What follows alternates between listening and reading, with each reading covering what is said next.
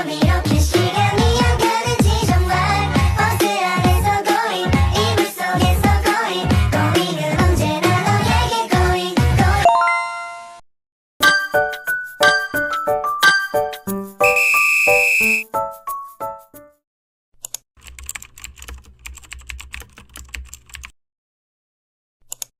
Jika aplikasinya sudah terbuka, kita bagi dua layar, kemudian kita blok semua variabel X1,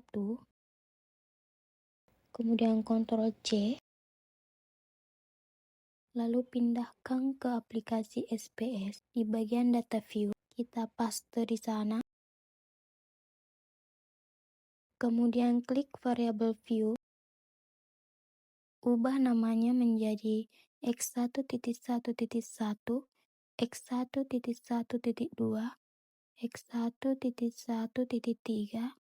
X1.1.4, X1.1.5, X1.1.6, X1.1.7, X1.1.8.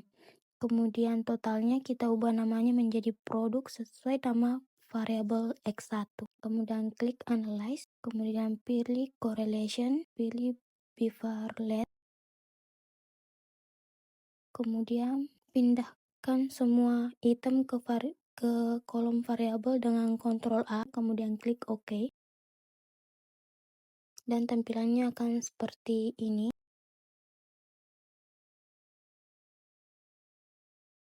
Kemudian Ctrl New untuk membuka folder baru aplikasi SPS. Kemudian blok semua variabel X2. Sama seperti tadi, yaitu Ctrl C, lalu pindahkan ke aplikasi SPS di bagian data view. Kemudian klik variabel view, ubah namanya menjadi X2.1.1, X2.1.2, X2.1.3, X2.1.4,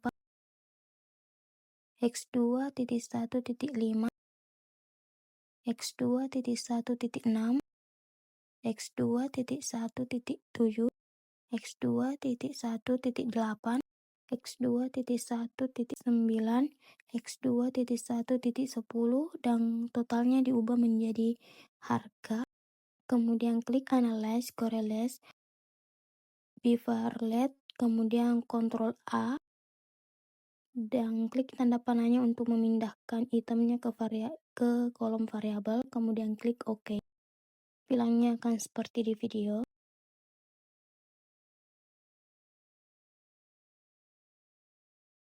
Kemudian Ctrl New lagi untuk membuat dataset baru pada aplikasi SPS. Kemudian blok semua variabel Y dengan cara Ctrl C. Kemudian paste di data view. Kemudian klik variabel view, ubah namanya menjadi Y.1.1, Y.1.2, Y.1.3, Y.1.4, Y.1.5, Y.1.6, Y.1.7, sesuai dengan nama variabel Y-nya, tapi disingkat jadi KP. Kemudian klik Analyze, pilih Correlation, pilih Beaver-led, kemudian Ctrl A, klik tanda panah untuk memindahkan item ke kolom variabel, terus klik OK. Untuk interpretasinya yaitu dikatakan valid apabila nilai R hitung lebih besar dari R tabel.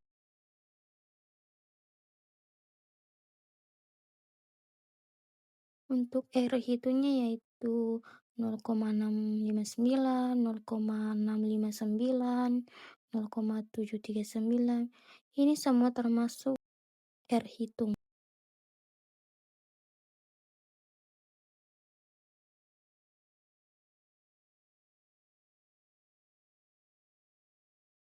Dan untuk menentukan R tabelnya yaitu menggunakan rumus df sama dengan n kurang 2. N itu adalah jumlah responden. df sama dengan n kurang 2. df sama dengan 96 kurang 2. 96 diambil dari sini. Kemudian df sama dengan 94. Karena 96 kurang 2 itu 94. Setelah menentukan df-nya, kita lihat data-data dalam Airtable. Di tingkat signifikansi untuk uji dua arah pada kolom 0,05 barisan 94 karena df-nya tadi adalah 94, dan didapatkanlah nilai Airtable-nya dari kolom 0,05 barisan 94 yaitu 0,2006. 0,2006 adalah Airtable.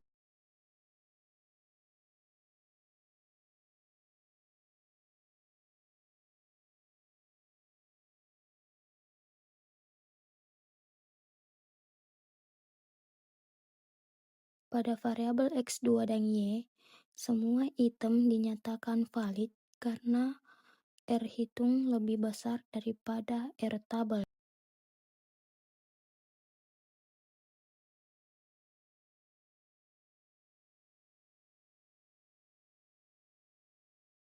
Tetapi pada variabel X1, terdapat satu item yang dinyatakan tidak valid karena hasilnya minus atau lebih kecil dari Airtable.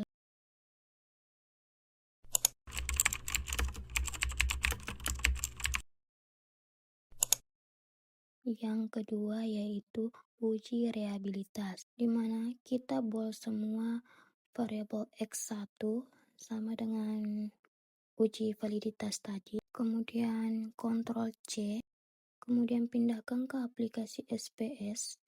Di bagian data view, kita paste di situ dengan Ctrl V atau klik kanan lalu klik paste.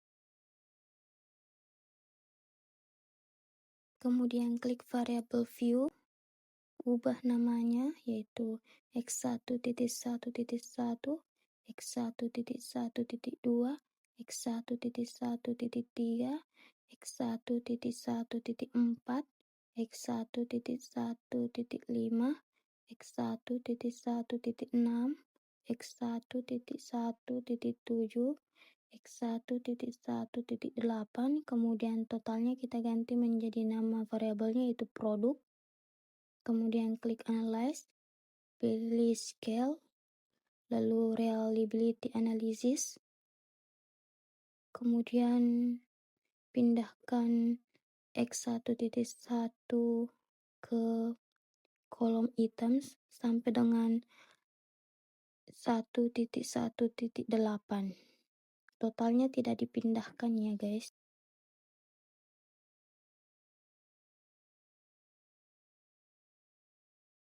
Kemudian klik OK. Kemudian Ctrl New untuk dataset baru pada aplikasi SPS. Kemudian bold semua variabel X2.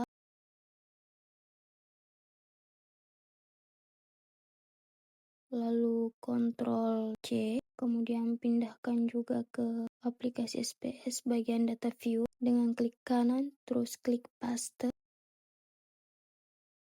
Kemudian klik variabel view. Ubah namanya menjadi x2.1.1, x2.1.2, x2.1.3, x2.1.4, x2.1.5, x2.1.6, x2.1.7, x2.1.8, x2.1.9, x2.1.10, kemudian nama totalnya kita ubah menjadi nama variabelnya itu harga, kemudian klik analyze, klik scale, terus klik reliability analysis, terus pindahkan x2.1.1 sampai dengan x2.1.10 ke kolom items.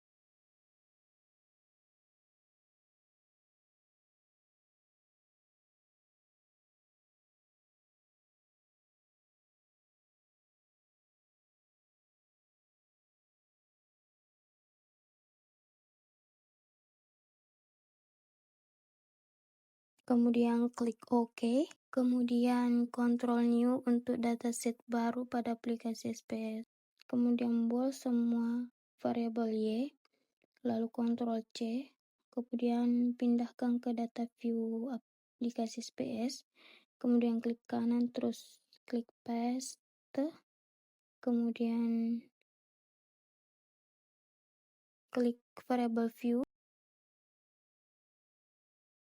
ubah namanya menjadi y.1.1, y.1.2, y.1.3, y.1.4, y.1.5, y.1.6, y.1.7, kemudian ubah totalnya menjadi nama variabelnya.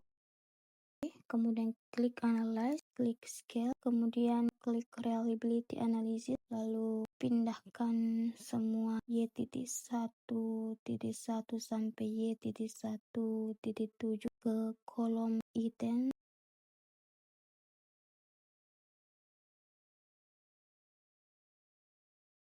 Kemudian klik OK. Interpretasinya yaitu apabila nilai Chromebus alfanya lebih besar daripada 0,6, maka dinyatakan reliable. Dan pada variabel X1, nilai Chromebus alfanya yaitu 0,698, yang dimana lebih besar dari 0,6. Kemudian pada nilai X2-nya, Chromebus alfanya yaitu 0,828, lebih besar dari 0,6, dan pada variabel Y, nilai Chromebus alfanya juga lebih besar dari 0,6, yaitu 0,884. Jadi variabel X1, X2, dan Y dinyatakan reliable karena nilai Chromebus alfanya lebih besar dari 0,6.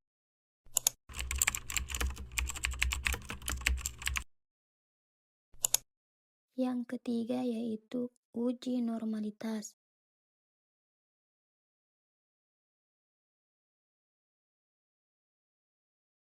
Di mana kita bold semua total variabel X1, kemudian Ctrl C, lalu pindahkan ke data view aplikasi SPSS, kemudian Ctrl V,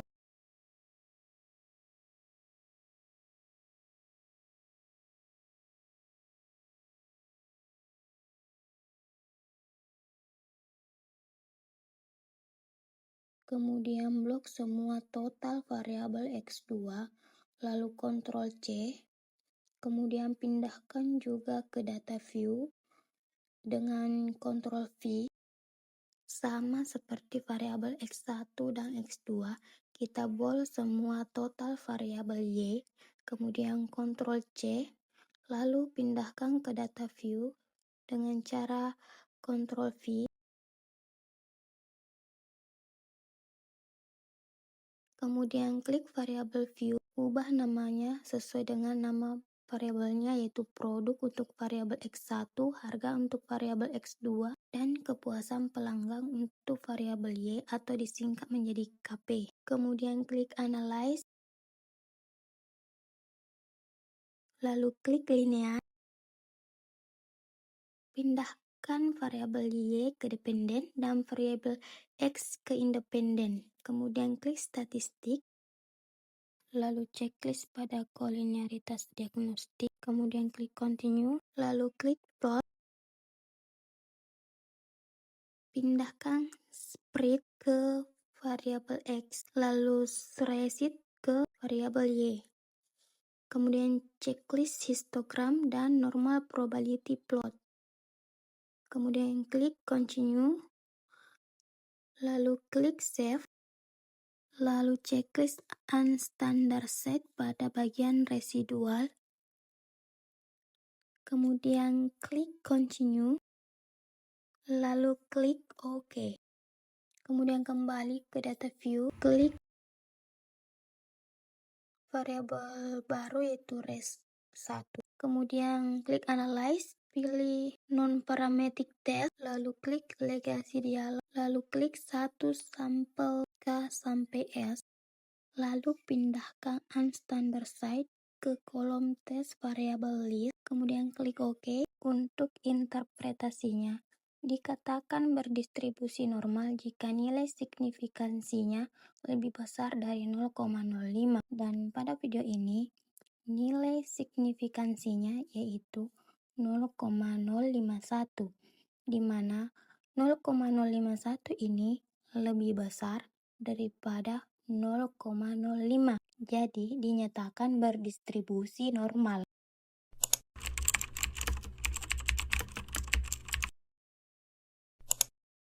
Yang keempat yaitu uji multikolinearitas. Pertama, total variabel X1, kemudian Ctrl C, kemudian paste pada data view aplikasi SPS atau Ctrl V, kemudian total pada variabel X2, kemudian Ctrl C, dan paste juga pada data view aplikasi SPS, Ctrl V atau klik kanan terus klik paste. Kemudian juga total pada variabel Y, kemudian Ctrl C, pindahkan pada aplikasi SPS bagian data view dengan Ctrl V atau klik kanan paste, kemudian klik variable view, ubah namanya sesuai nama variabelnya yaitu produk untuk variabel X1 dan harga untuk variabel X2 dan variabel Y yaitu KP, kemudian klik regression, klik linear,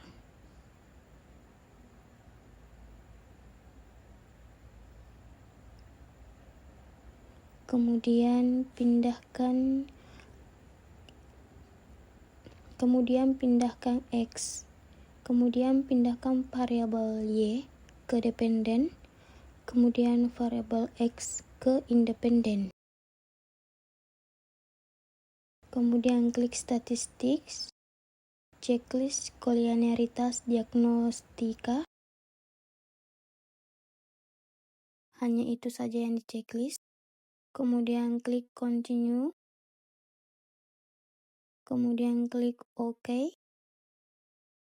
Untuk interpretasinya yaitu jika nilai toleransi lebih besar dari 0,100 dan nilai FIF lebih kecil dari 10,00, maka berkesimpulan tidak terjadi gejala multikolinearitas. Dan jika nilai toleransi lebih kecil dari 0,100 dan nilai FIF lebih besar dari 10,00, maka berkesimpulan terjadi gejala multikolinearitas. Dan untuk variabel X1 dan X2 ini, nilai toleransinya yaitu 0,475, di mana lebih besar dari 0,100, sedangkan nilai FIF-nya yaitu 2,104, di mana lebih kecil daripada 10,00. Jadi, variabel X1 dan X2 ini berkesimpulan tidak terjadi gejala multikolinearitas.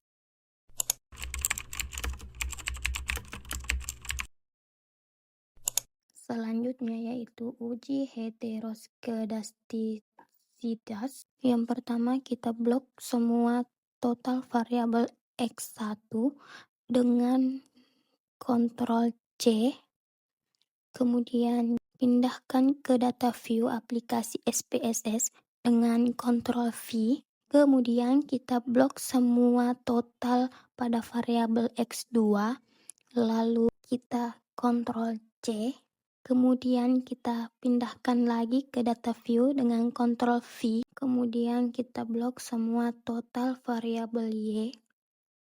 Lalu Ctrl C.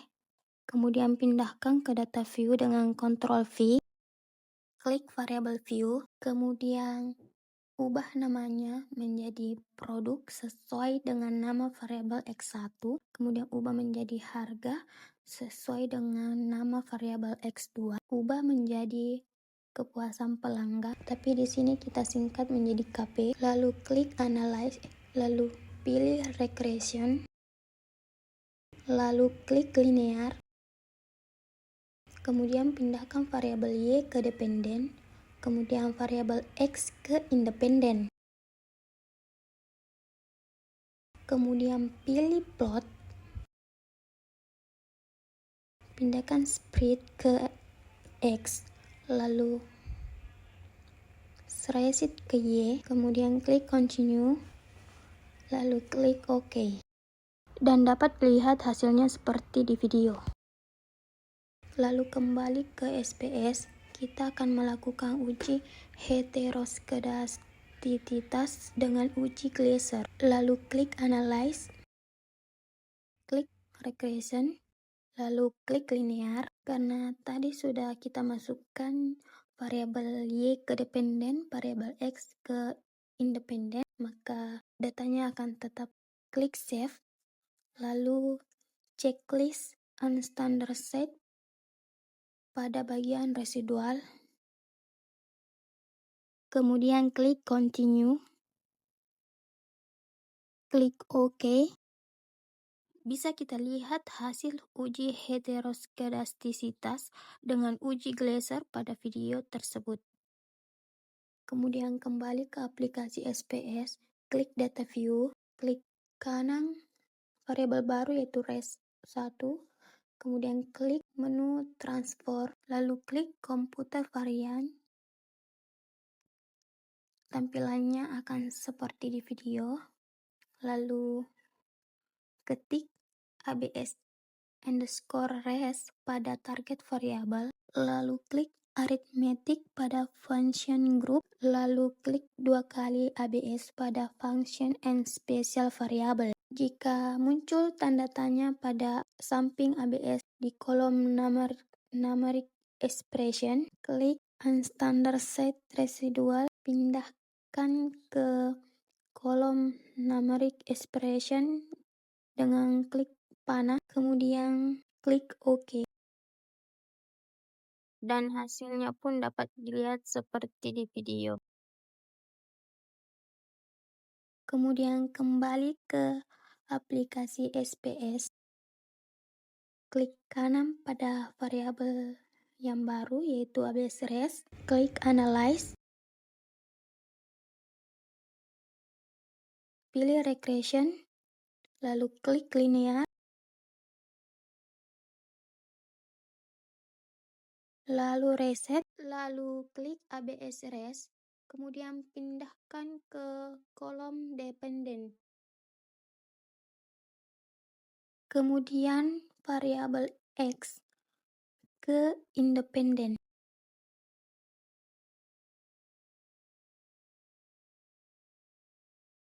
Kemudian klik OK.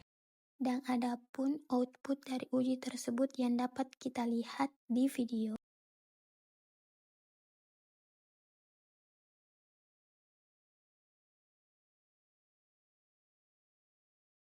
Di mana scatter plotnya itu di mana titik-titik tersebut membentuk pola tertentu seperti kerujuk.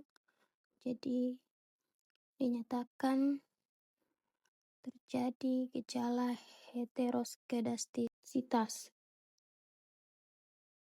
Interpretasi dari uji heteroskedastisitas yaitu jika nilai signifikansi lebih besar dari 0,05 maka berkesimpulannya tidak terjadi gejala heteroskedastisitas dalam model regresi. Sedangkan jika nilai signifikansinya lebih kecil dari 0,05, maka berkesimpulannya terjadi gejala heteroskedastisitas dalam model regresi. Dan pada kolom ini dapat dilihat pada variabel X1 dan X2, di mana X1 nilai signifikansinya yaitu 0,504, di mana 0,504 itu lebih besar dari 0,05. Dan X2 itu nilai signifikansinya yaitu 0,913, di mana 0,913 itu juga lebih besar dari 0,05. Maka dinyatakan berkesimpulan tidak terjadi gejala heteroskedastisitas dalam model regresi.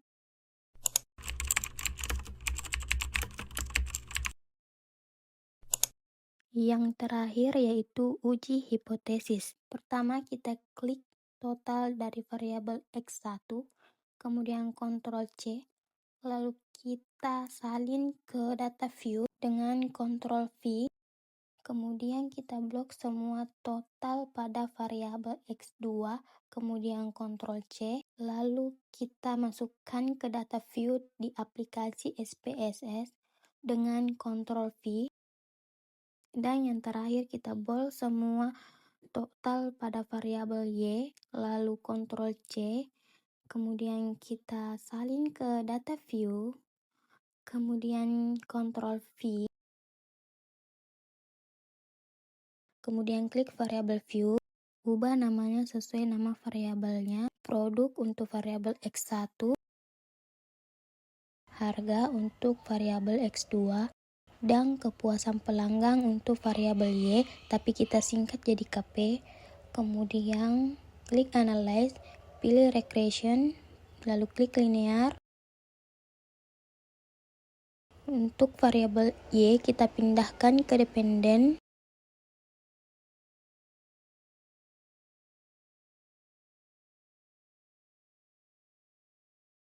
dan variabel X kita pindahkan ke independen, kemudian klik OK. Dan ini adalah output dari uji hipotesis. Di uji hipotesis terbagi atas 3, yaitu uji T parsial, uji F simultan, dan uji koefisien determinasi R kuadrat. Pada uji T parsial, apabila nilai signifikansinya lebih kecil dari 0,05 atau nilai T hitung lebih besar dari T tabel, maka terdapat pengaruh variabel X terhadap variabel Y, begitupun sebaliknya.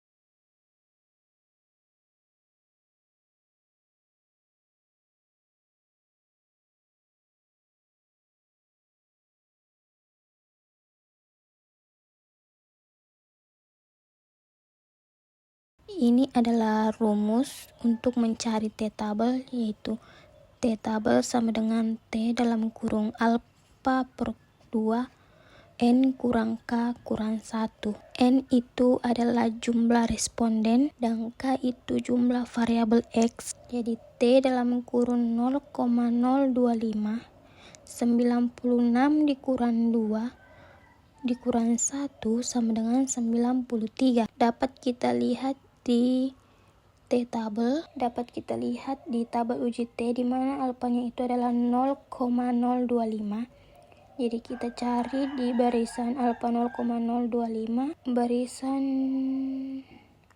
93, dan didapatkannya itu 1,986.